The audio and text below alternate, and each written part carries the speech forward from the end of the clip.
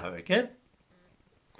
Sometimes a subject becomes so fashionable that it generates instant sympathy and a desire not to inquire too deeply into the background of things. Ethnicity and race are like this, and so is transsexualism these days, what we used to call changing sex.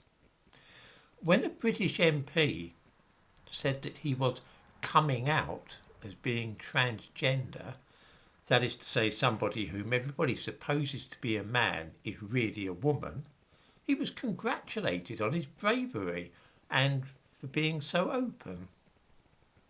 The person in question may be seen in the thumbnail to this video.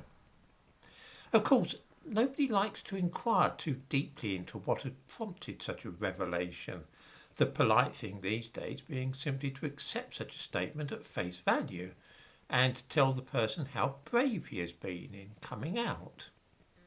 This duly happened when MP James Wallis issued this statement in March, telling the world that he was, and had always been, a woman.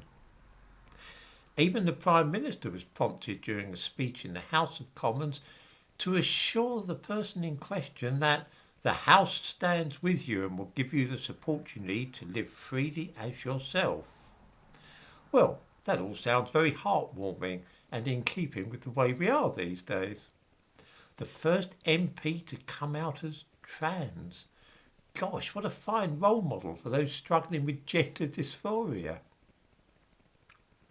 Now, I'm not a cynical man, but I could not help but wonder if there might have been a bit more to all this than met the eye, because I had already come across James Wallis in the newspapers more than once since he was elected as an MP in 2019, so I was aware of him.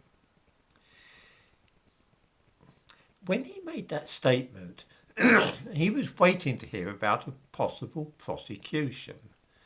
He alludes to this in the press release he gave, telling us that a few months back in September, I hooked up, it's a nice turn of phrase for an MP, with someone who I met online, and when I chose to say no on the basis that he wouldn't wear a condom, he chose to rape me. I've not been myself since this incident, and I don't think I'll ever recover. It's not something you ever forget, it's not something you ever move on from. Notice all the fashionable terms about moving on and so on. Since then, things have really taken a tumble. I'm not okay. When I crashed my car on the 28th of November, I fled the scene. I did so because I was terrified. I have PTSD, that's post-traumatic stress syndrome, yet another fashionable thing. And I honestly have no idea what I was doing, except I was overcome by an overwhelming sense of fear. I'm sorry it appears I ran away, but this isn't how it appeared at the moment. Yes,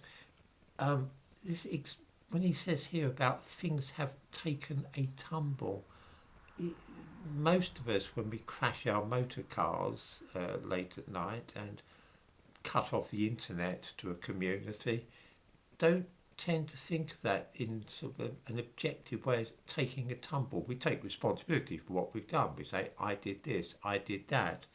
He says he's taken a tumble, and a direct consequence of hooking up with a man that he met on the internet.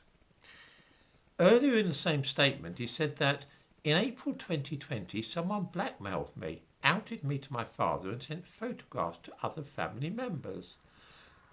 Now, I'm always suspicious when MPs start dragging their families into things like this, and I have to say that my experience over the years has led me to suppose that this is usually part of an act to distract us from something else. Since making the statement, the MP has been charged with failing to stop at a crash or to report it. He was arrested last year after allegedly knocking down the telegraph pole late at night, which had the effect of cutting off the internet access to a village for days. He was arrested for driving while unfit, bailed, and then charged shortly after that famous statement.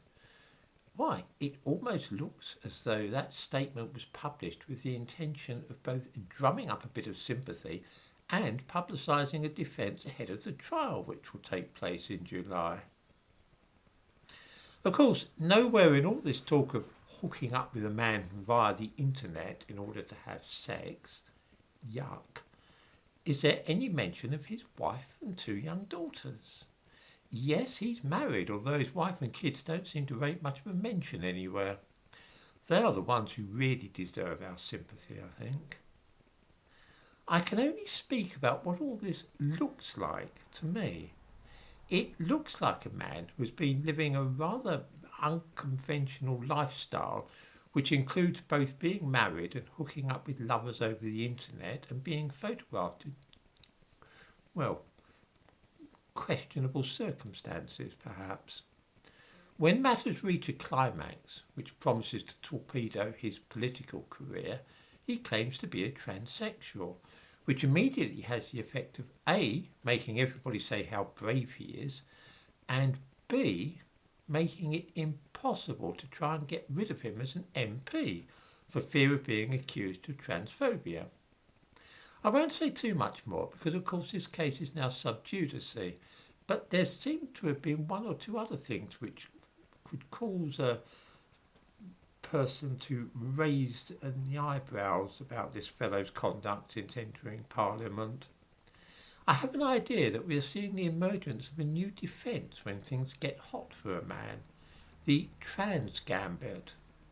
I know that we're supposed to take people's gender identity these days as being what they say it is, which is known as self-identifying, but hand on heart, do any viewers really believe that MP James Wallis is a woman?